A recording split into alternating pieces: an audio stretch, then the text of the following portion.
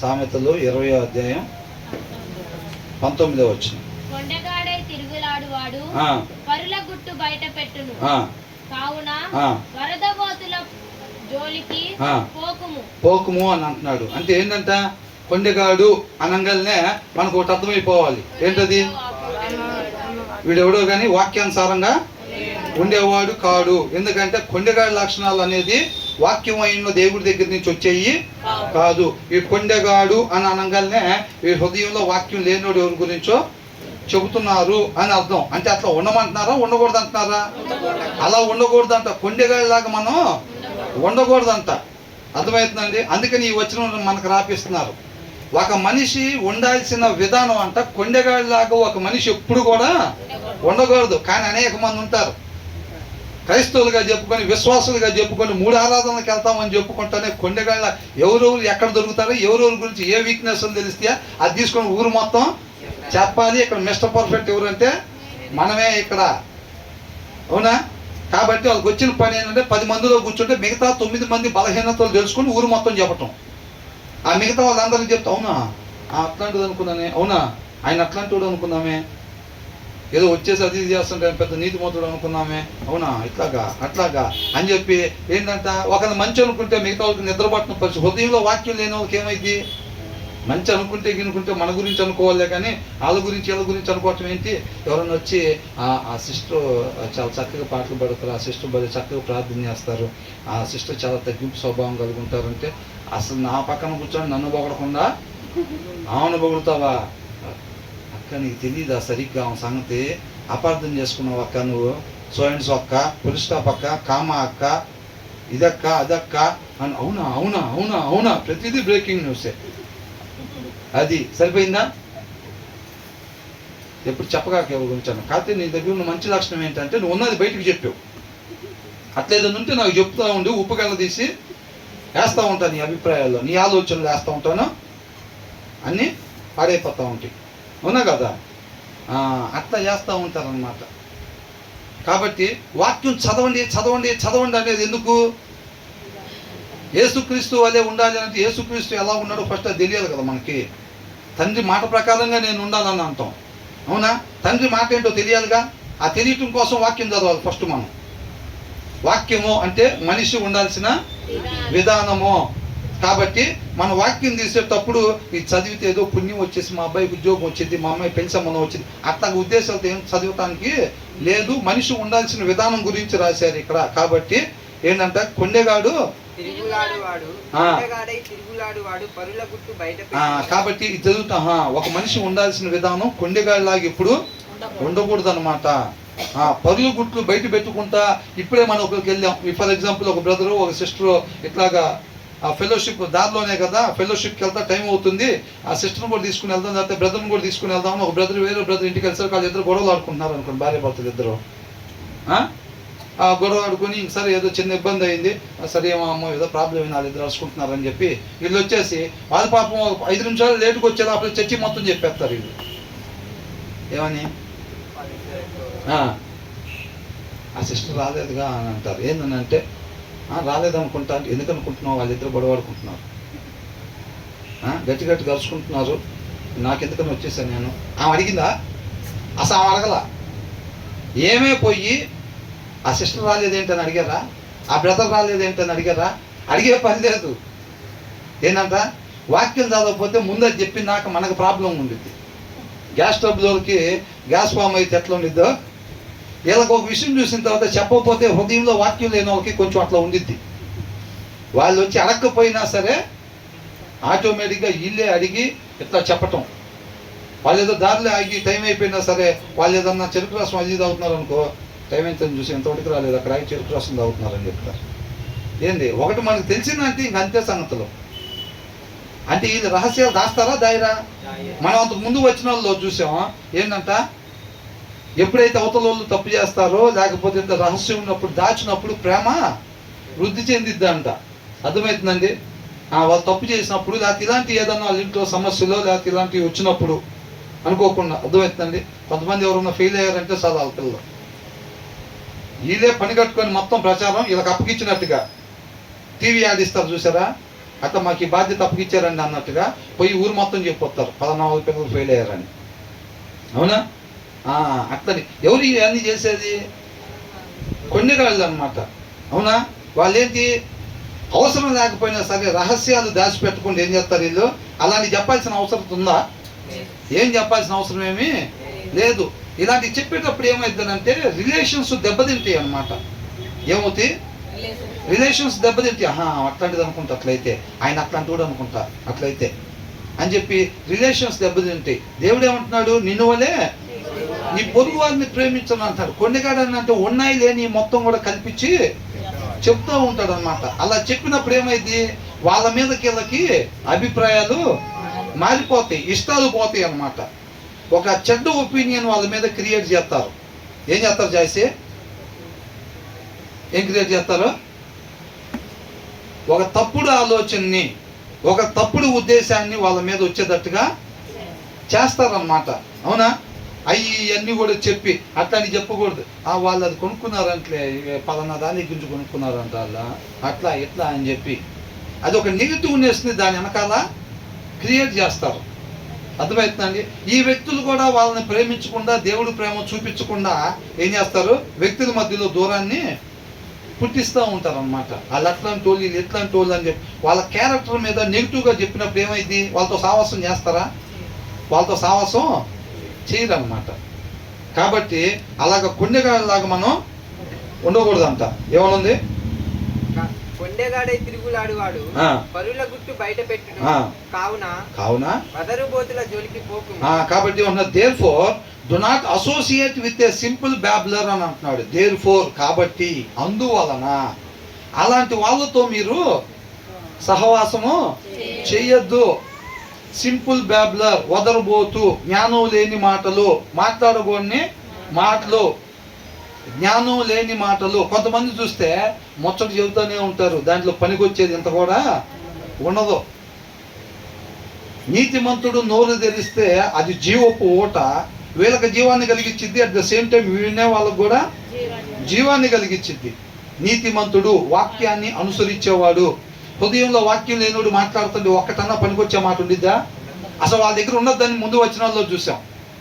హృదయంలో వాక్యం లేనివాడి దగ్గర నువ్వు ఉండబాక. నువ్వు అక్కడ వాళ్ళ దగ్గర ఎంతసేపు ఉన్నా సరే వాళ్ళ నోట్లో నుంచి వచ్చే మాటల్లో ఏమాత్రం కూడా దేవుడి జ్ఞానం నీకు ఉపయోగపడదు, నీకు దొరకదు.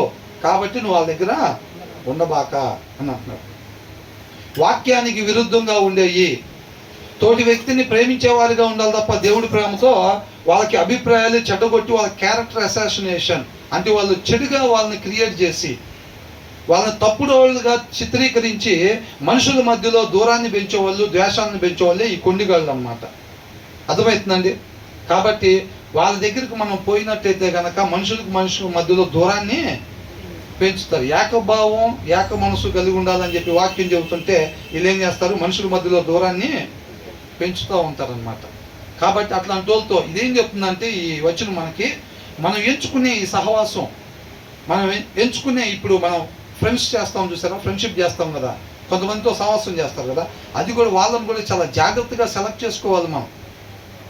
దావీదు ఏమంటున్నాడు?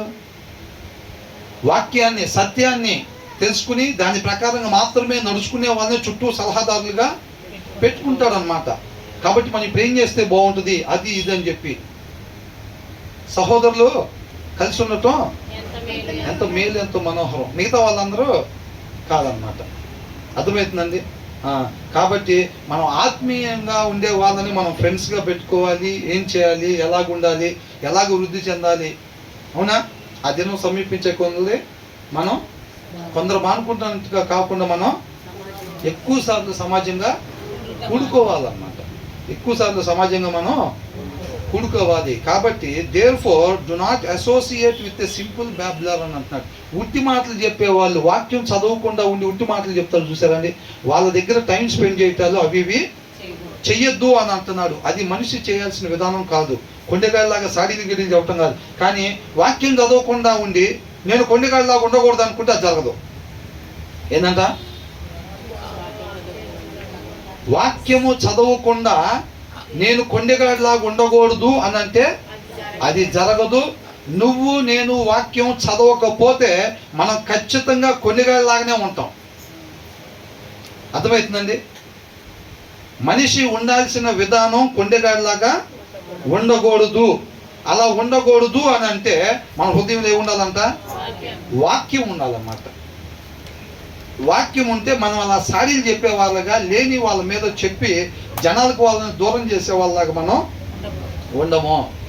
మన హృదయంలో వాక్యం ఉంటేనే మనం కొండగాళ్ళలాగా ఉండము. హృదయంలో వాక్యం లేకపోతే మనం ఏ షర్ట్ వేసినా, వైట్ షర్ట్ వేసినా, ఏ ఫెలోషిప్కి వచ్చినా, ఏ టయానికి వచ్చినా, ఎలాగున్నా సరే ఏమైందంటే కొండగాళ్ళలాగానే ఉంటాం. హృదయంలో వాక్యం లేకపోతే ఇక వేరే దారిని అనేది ఉండదు మంచిగా ఉండటానికి. అర్థమవుతుందండి? కాబట్టి మనం వాక్యం చదవాలి. వాక్యం చదివితే అలాంటి పనులు, అలాంటి లక్షణాలు మన హృదయంలో ఉండవు. ఆయన గుణ లక్షణాలు మనలో ఉంటాయి అన్నమాట. అది ఏసైకి తెలిసింది అనుకుంటే, ఒకవేళ ఏసై ఫెలోషిప్కి వస్తున్నాడు, ఆ దారిలో ఆ బ్రదర్ని కూడా తీసుకొని వద్దామని అనుకున్నారు, వాళ్ళ ఇంటికి వెళ్ళేసరికి వాళ్ళు గొడవలు ఆడుకుంటున్నారు అనుకోండి. ఒకవేళ అప్పుడు ఏసై ఏం చేస్తారు? తండ్రి దగ్గర నుంచి ఆ జ్ఞానాన్ని, వివేకాన్ని పొందుకొని ఉన్నాడు కదా, అప్పుడు ఎలాగుంటాడో మనం కూడా అలాగుంటాం. ఎప్పుడు మన హృదయంలో వాక్యం ఉంటే ఏసై ఏం చేస్తాడో మనం కూడా అదే చేస్తాం. అవునా? ఏసై అలా ఎలా చేయగలిగాడు అంటే ఆయన హృదయంలో తండ్రి మాట ఉంది కాబట్టి. ఏసై అలా ఎలా చేస్తున్నాడు? అసలు ఎలా ఉంటున్నాడు? ఈ లోకంలో ఉంటా, ఈ లోక మాలిన్యం ఆయనకు అంటకుండా ఎలాగున్నాడు? అది ఆయన గొప్పతనం కాదు, తండ్రి యొక్క మాట గొప్పతనం. సాధారణ మనిషిగా ఉండి ఆయన పూర్తిగా జీరో చేసుకున్నాడు కాబట్టి, పూర్తిగా అధికారం తండ్రికి అప్పగిచ్చాడు కాబట్టి అది సాధ్యపడింది. మనం కూడా ఆయన వలే ఉండాలి అంటే మనం కూడా ఏం చేయాలి?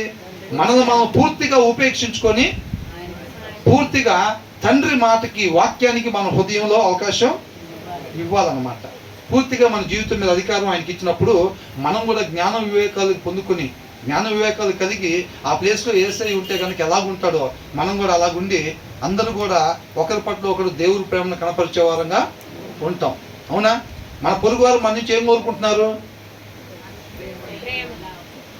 ఏ ప్రేమ? ఏ ప్రేమ అండి? Unfailing love. దేవుడు ప్రేమను కోరుకుంటున్నారు. ఏంటంట? దేవుని యొక్క గుణ లక్షణాలు నా మీద చూపించాలి ఇతరులు. జాలి, దయ, కరుణ, ఇవన్నీ, వాత్సల్యం, ఇవి చూపించాలి మిగతా వాళ్ళు మా మీద. ద్వేష, పగ, కుట్ర ఈ మా మీద ఎవరు చూపించకూడదు. అవునా? అంటే మన పొరుగువారు మన నుంచి, క్రీస్తు నన్ను ఎలాగైతే ప్రేమిస్తున్నాడో ఈ పొరుగువారు కూడా నన్ను, ఇది చూడండి, ఇది చూడండి, మన పొరుగువారు కూడా మన నుంచి ఏం కోరుకుంటున్నారంట? ఆ క్రీస్తు నన్ను ఎలా ప్రేమిస్తున్నాడో ఈ బ్రదర్ కూడా నన్ను అలాగా ప్రేమించాలి, వాళ్ళు కూడా నన్ను అలాగా ప్రేమించాలి, ప్రతి ఒక్కళ్ళు కూడా నన్ను అలాగా ప్రేమించాలి. క్రీస్తు ప్రేమ ఎలా ఉంటుంది? స్వార్థం ఉందా? ఎలా ఉంటుంది మరి? షోయింగ్ ప్రేమ. ఇప్పుడు ఈ లోకంలో చూపిస్తారు కదా షోయింగ్ ప్రేమ. అవునక్క, అరే మీకు అట్లా అయిందని నాకు తెలియదే, తెలిసేది బాగుండి షోయింగ్ చేస్తారు. అలాంటి ప్రేమ షోయింగ్ ప్రేమ. నీకు ఏదైనా అయితే నేను ఉంటాను అంటాడు. ప్రాబ్లం వచ్చింది అనగానే తెలిసి వాళ్ళ ఇంటికి వెళ్ళి కూడా పోకుండా ఉంటాం. పేతురు ఏమన్నాడు? నువ్వు కూడా వారిలో ఒకరివే కదా అంటే, చచ్చా అసలు ఎవరిని చూసి ఎవరు అనుకుంటున్నారు ఏంటంట? అవునా? అట్లాగా. కాబట్టి క్రీస్తు ప్రేమ నిస్వార్థమైన ప్రేమ. అర్థమవుతుందండి? కల్మషం లేని ప్రేమ కోరుకుంటున్నారు మన పొరుగువారు మన నుంచి. ఆ ప్రేమను మనం కనపరచాలంటే ఫస్ట్ ఆ ప్రేమ మన హృదయంలో ఉండాలి. అది ఎక్కడి నుంచి తెచ్చుకోవాలి? అవునా? నా పొరుగువారు నా నుంచి క్రీస్తు ప్రేమను కోరుకుంటున్నారా అని అంటే ఆ ప్రేమ ఫస్ట్ మనం కలిగి ఉండాలి. ఆ ప్రేమ ఎక్కడ దొరికింది మరి మనకి? క్రీస్తు దగ్గరే దొరికింది. వాక్యమై ఉన్న దేవుడి దగ్గర దొరికింది అనమాట ఆ ప్రేమ. అవునా? ఆ వాక్యాన్ని మనం ధ్యానించినప్పుడు ఏమైంది? ఆయన ప్రేమ స్వరూపి కాబట్టి ఆ ప్రేమ మన హృదయంలో ఉండిద్ది. మన పొరుగు వారితో మాట్లాడినప్పుడు కానీ, ప్రవర్తించినప్పుడు కానీ, చూసినప్పుడు కానీ ఏదైనా ఏం చేస్తాం? ఈ లోకంలో ఉండే షోయింగ్ ప్రేమ కాకుండా నిజమైన క్రీస్తు ప్రేమనే ఇతరుల పట్ల మనం కనపరిచే వారంగా ఉంటాము. ఈ పొరుగు వారు నీ నుంచి ఏం కోరుకుంటున్నారో దాన్నే మనం అప్పుడు అందించగలిగే వారంగా ఉంటాము. వాళ్ళని నీతిమంతులు అంటున్నారు. అవునా? యేసుక్రీస్తు వారు అలాగే జీవించి మనిషి ఉండాల్సిన ప్లేస్లోకి, తండ్రి దగ్గరికి యుగయుగాలు ఉండే స్థానంలోకి చేరుకున్నారు. మనం కూడా అక్కడికి చేరుకోవాలి. ఆ సిస్టర్ ప్రేర్ చేసినట్టుగా ఏంటంట? కేవలం వినటం, తెలుసుకోవటం మాత్రమే కాదండి, దాని ప్రకారంగా నడుచుకోవాలి. నేను నిజంగా కొండెగాడిలాగా అయితే నేను ఉండకూడదు. మనిషి ఉండాల్సిన విధానం అంట కొండెగాడిలాగా ఉండకూడదంట. ఎవరు చెప్పారు? దేవుడు తండ్రి చెప్తున్నాడు, సృష్టికర్త చెప్తున్నాడు. ఇది ఎవరి మాట? తండ్రి సృష్టికర్త మాట. మనం సృష్టించిన సృష్టికర్త చెప్తున్నాడు, ఒక మనిషి కొండగాళ్ళలాగా ఉండకూడదు అని అంటున్నాడు. నిజంగా నేను కొండగాళ్ళలాగా ఉండకూడదని ఎవరైతే ఆశపడుతున్నారో వాళ్ళు ఖచ్చితంగా వాక్యం చదవాలి. ప్రతిరోజు ఇంటి దగ్గర వాక్యం చదివేటప్పుడు ఏమైందంటే మన హృదయంలో ఉండే ఆ చెత్తా చెదారం ఏదైతే ఉంటుందో, మనం పనుదిని పాపం చేసాం కదా, ఆ చెత్తా చెదారం అంతా ఆ వాక్యం ద్వారా నీటిగా కడుగుతాడు ఆయన. కడిగినప్పుడు ఆ చెత్త అంతా పోయి ఆయన గుణలక్షణాలు మన హృదయంలోకి వస్తే ఆయన పోలికలోకి, ఆయన స్వరూపంలోకి మారుతాం.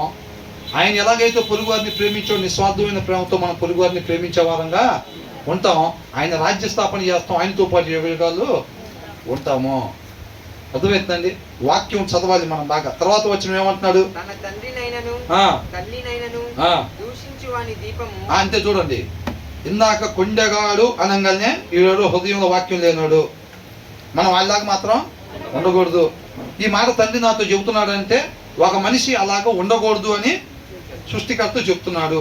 కాబట్టి ఒక మనిషి ఉండాల్సిన రీతిగానే నేను ఉండాలి, కాబట్టి వాక్యాన్ని చదవాలి. ఇక్కడ ఇంకొక ఆయన గురించి చెప్తున్నాడు. ఈయన ఎవరంట? తండ్రినైనను తన తండ్రినైనను ఆ. తల్లినైనను దూషించు వాని ఏం చేస్తాడంట? దూషిస్తున్నాడంట. అంటే ఈయన వాక్యానుసారం ఉండే ఆయన కాదా? వాక్యానుసారంగా ఎలా దూషించాడు అని అంటే ఆయన హృదయం ఏం లేదు, వాక్యం లేదు. వాక్యం ఉండేవాడు అలా చేయడు. అర్థమవుతుందండి? హృదయంలో వాక్యం ఉండేవాడు అలాగా చేయడు. తల్లిని కానీ తండ్రిని కానీ దూషించేవాడుగా ఉండడు. అంటే ఈ వచనం ద్వారా దేవుడు మనకి అలా ఉండమంటున్నాడు, ఉండకూడదు అంటే ఇటండి ఇటు అలా ఉండకూడదు అని చెప్తున్నాడు. ఏంటంట? తన తండ్రినైనను తల్లినైనను దూషించు వాని దీపము కారు చీకటిలో ఆరిపోవును. దీపం అంటే ఏంటంట? వెలుగు. దీపం అంటే ఆత్మ. అర్థమైందండి? 27వ వచనం చూడండి, దీంట్లోనే నరుని ఆత్మ యెహోవా పెట్టిన దీపము. ఏంటంట? దీపం అంటే ఏంటంట? నరుని ఆత్మ. దేవుడు మనకేం పెట్టాడు? యేసన్న గారు మంచి పాట రాశారు కదా, ఏంటంట? నా దీపము యేసయ్య నీవు వెలిగించినావు, సుడిగాల్లో అయినా ఆరిపోదాను అంటున్నాడు. ఎప్పుడు? నువ్వు నీ తల్లిని నీ తండ్రిని సన్మానించమని చెప్పి వాక్యంలో రాయబడి ఉంది. అవునా? ఓల్డ్ టెస్టిమెంట్లో దేవుడు ఏది చెప్పాడో అది చేయటం, ఆ దినాల్లో ఏది చెప్పాడో అది చేయటం, ఈ దినాల్లో ఏం చెప్తున్నాడో అది చేయటం. అంతే. ఆ దినాన్ని చెప్పింది తీసుకొచ్చి ఇప్పుడు చేయకూడదు. అప్పుడు బలి ఇవ్వమంటే ఇవ్వాలి, ఇప్పుడు వద్దు. అందరు పాపాల నిమిత్తం ఆయనే బలిగా అర్పించబడ్డాడు, ఇప్పుడు ఇవ్వాల్సిన పని లేదు. సారాంశాన్ని వదిలిపెట్టి అక్షరాలు చదువుకుంటూ పోతే ఇప్పుడు కూడా ఏం చేస్తాం? పౌరాలు తీసుకొస్తాం, చిన్నపిల్లల బొట్టగానే తీసుకొని వచ్చి మళ్ళీ చర్చిల్లో ఇచ్చి మళ్ళీ కొనుక్కోవటాలు ఇవన్నీ చేస్తారు కదా. పాత నిబంధన ఆచారాలన్నీ తీసుకొచ్చి ఇచ్చి జాగ్రత్తగా తర్వాత తరానికి ఆ నాశనాన్ని అందించి వాళ్ళందరూ కూడా నాశనం అయిపోవటానికి కారకులు అవుతారు. అవునా కదా? 40 దినాలు ఉపవాసాలు జాగ్రత్తగా తీసుకురావటం. 40 దినాలు ఏంటంటే ఆయన ఉన్నాడుగా ఉపవాసం. ఉపవాసం అవ్వగానే మరి ఏం చేశారు? కమ్మగా చెలువు తీసుకొచ్చారు, మేకులు కొట్టించుకున్నాడు. మరి మనం కూడా తెచ్చుకుంటామా? 40 దినాలు ఉపవాసం అవ్వగానే ఎమ్మటే ఓ చెట్టు ఎరగొట్టించి చెలువు తీసుకొచ్చి మేకులు తెచ్చుకుంటాం. మరి మాకు కూడా వేయండి, మాకు కూడా వేయండి, మేకులు దగ్గొట్టండి. మేము కూడా ఏమంటాం? తండ్రి వీళ్ళు ఏం చేస్తున్నారు వీళ్ళకి తెలియదు, వీళ్ళని క్షమించమని మేము కూడా చెప్తాం అని చెప్పి తెచ్చుకుంటారు. మరి అది మనకు కుదరదు, అది కొద్దిగా ఇబ్బంది, నొప్పి ఉండేది కదా. కాబట్టి అది వద్దండి, ఇంతవరకు ఓకే మాకు.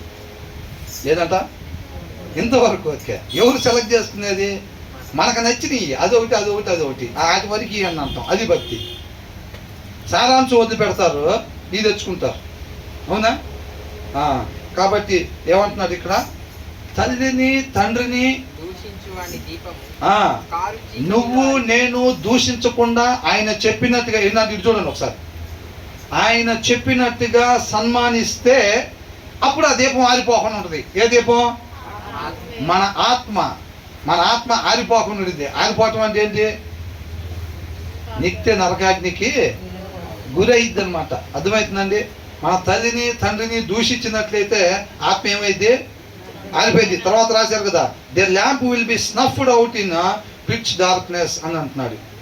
కటిక చీకటిలోకి ఆత్మ నెట్టివేయబడిద్ది అనమాట. ఎప్పుడు? నీ తల్లిని కానీ నీ తండ్రిని కానీ ఎప్పుడంట చేసి ఎప్పుడంట నువ్వు చెప్పు ఎప్పుడంట తల్లిని కానీ తండ్రిని కానీ దూషించినప్పుడు. ఎస్, బలంగా చెప్పాలి, కాన్ఫిడెంట్గా, కరెక్ట్గా చెబుతున్నారు పిల్లలు. కానీ తేడా పడితే కొరడా దెబ్బ అన్నట్టుగా మరి బెదరేమని చెప్పారేమో నేను రాకముందు. అన్న ఏదైనా అడిగితే తప్పు చెబితే కొరడా దెబ్బ పడిద్దని అని చెప్పారేమో. పిల్లలు కొద్దిగా భయపడుతున్నారు. బెదరాట్లు చెప్పర్లే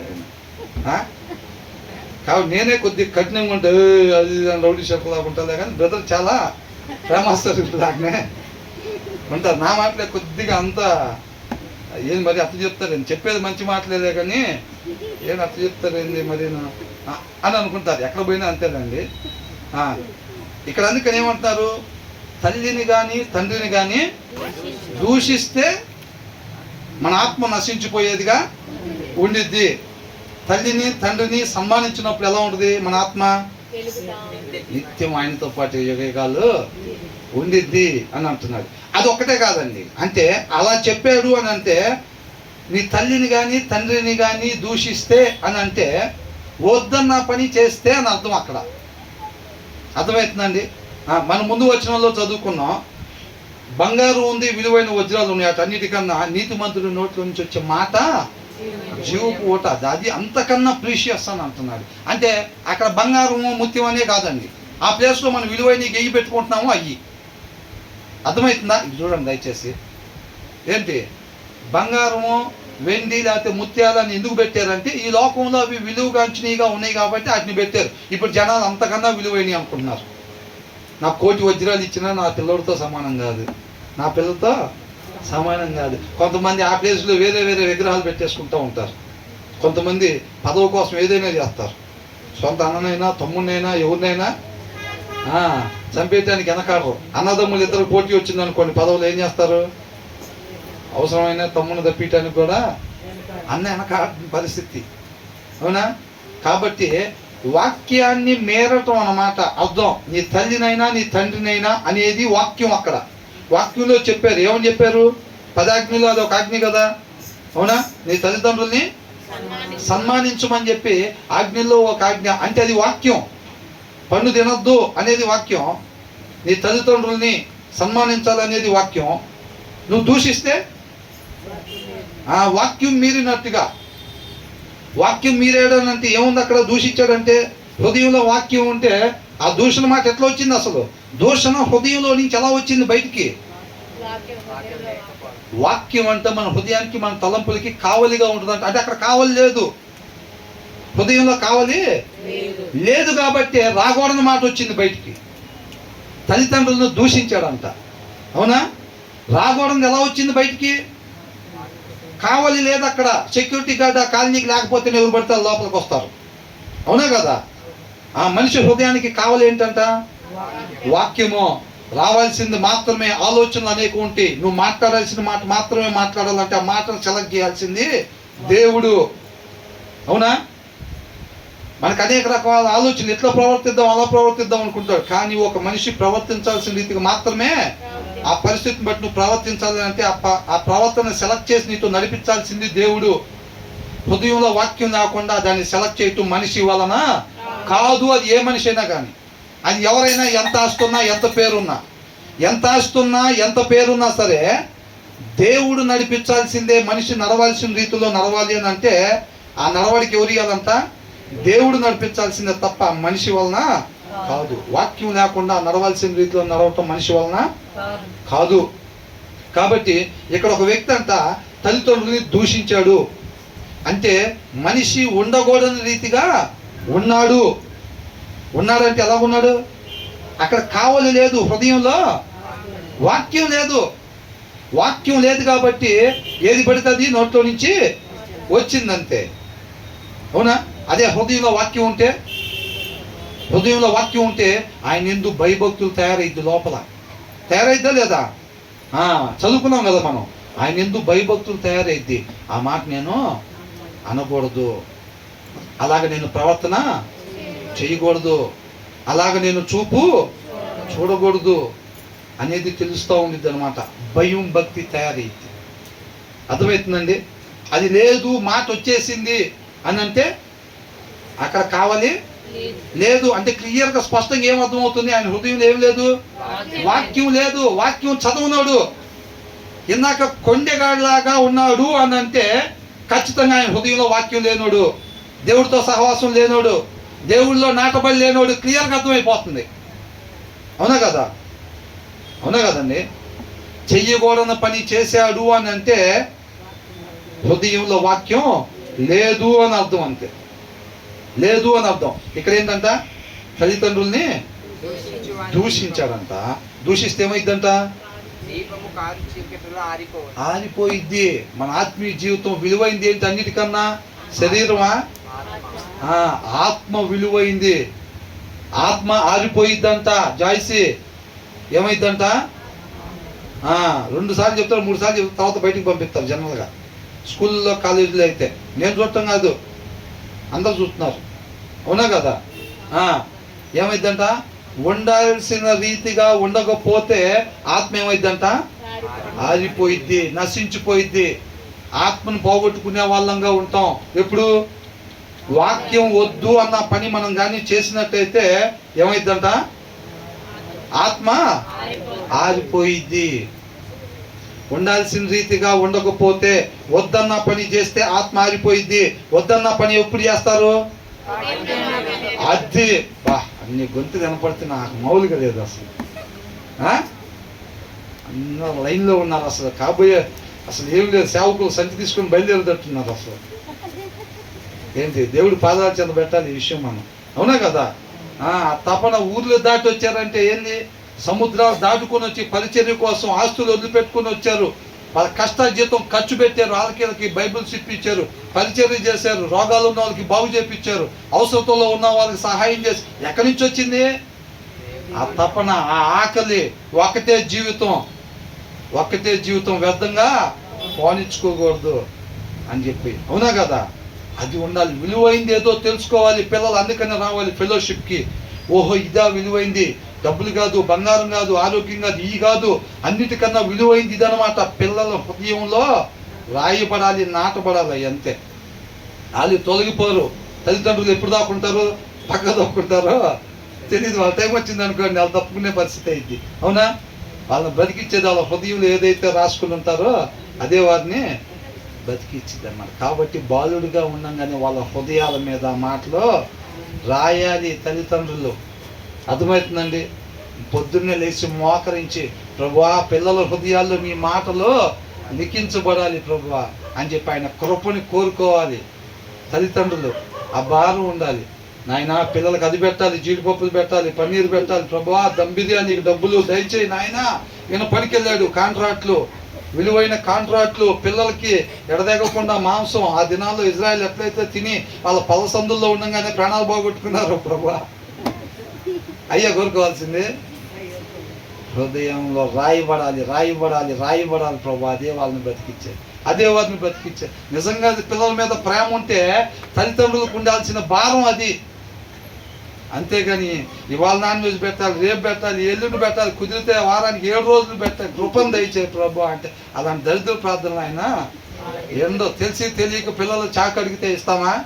ఆయన కూడా ఆయన ప్రేమమయుడు కాబట్టి రోజు ఫెలోషిప్కి వెళ్ళి ఏం చేస్తున్నావు చెబుతుంటే అని అనుకుంటాడు.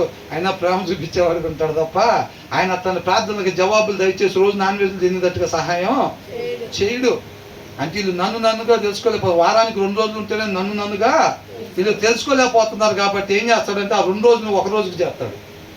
ఏమైంది? 7 రోజులు లేదని బాధపడుతున్నాం కదా, అది మంచిది కాదు. కాబట్టి ఆయన ఏం చేస్తాడు? 2 రోజులు ఉంటాం వాళ్ళు నువ్వు నన్నుగా తెలుసుకోలేకపోతున్నావు, నన్ను ఎదురుగా పెట్టుకుని నువ్వు చూడలేకపోతున్నావు కాబట్టి ఆ 2 రోజులు కాస్త 1 రోజుకి చేస్తాడు. అవునా? అయినా తెలుసుకోకుండా అదే ప్రార్థన కంటిన్యూ అవుతుంటే ఏం చేస్తాడు? వారానికి ఒక్కసారి కూడా నాన్ వెజ్ తెచ్చుకునే పరిస్థితి లేకుండా చేస్తాడు. అప్పుడు ఆయనగా తెలుసుకునే పరిస్థితి అప్పుడు మసమసగా కనపడుతూ ఉంటాడు. ఆయన అప్పుడే చూపొచ్చినట్టుగా. అవునా కదా?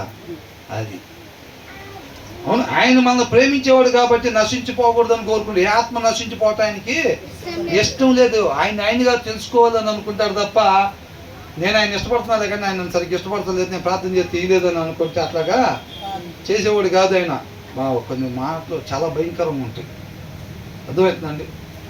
కొన్ని మాటలు పొద్దున్న మా పాప బైబిల్ చదువుతుంటే బిలాం గురించి బాలాక్ గురించి వచ్చింది. నువ్వు వచ్చి చెప్పించాను అంటుంటే దేవుడు మాట్లాడుతున్నాడు. బిలాం చెప్తున్నాడు, నేను నరుణ్ణి కాదు, 7 బలులు అర్పించి నువ్వు దేవుడికి బలు అర్పిస్తే దేవుడు మాట్లాడతాడు.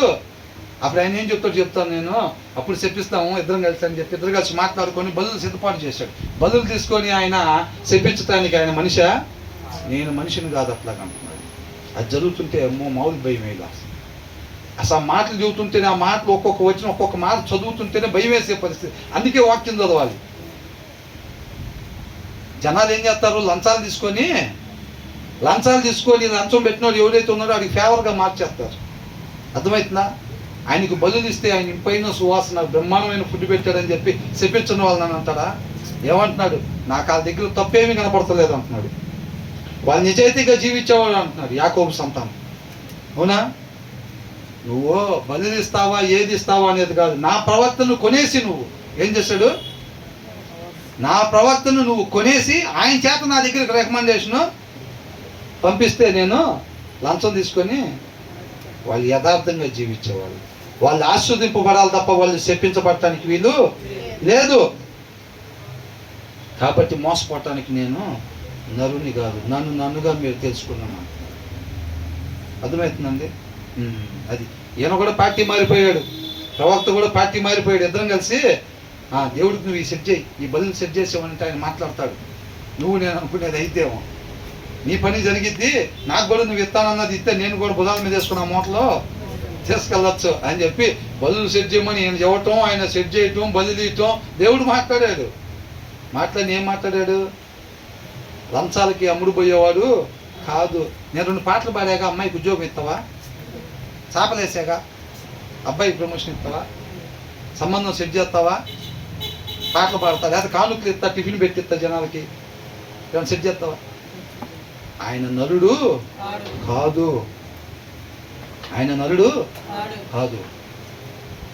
అది వాక్యం చదువుతుంటే ఆ భయం తయారైద్ది మనలో. అక్కడ చూస్తే పీస్ మిఠాయి ఏముండదు, ఏదో పుల్ల పెట్టి తిప్పుతూ ఉంటాడు. ఒకనే తిప్పం కదా, ప్రసేవుడికి ఏం తయారైద్ది? పీస్ మిఠాయి తయారైద్ది. అయితే లేదా? అది వాక్యం చదువుతుంటే లోపల గడగడ వణుకు తయారైద్ది.